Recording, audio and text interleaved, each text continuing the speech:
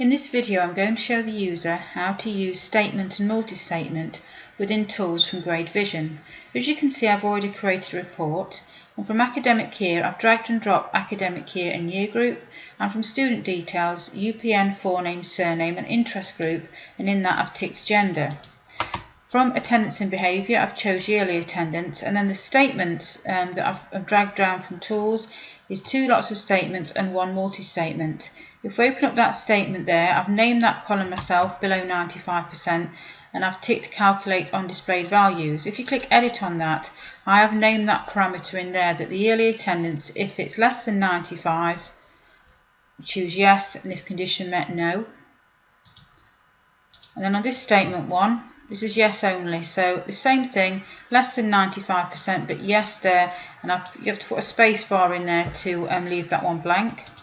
And then the final one, the multi-statement, again I've named it attendance analysis and ticked calculate on displayed values, and in this one I've added the conditions myself. If yearly attendance is more than or equal to 95, then above 95%.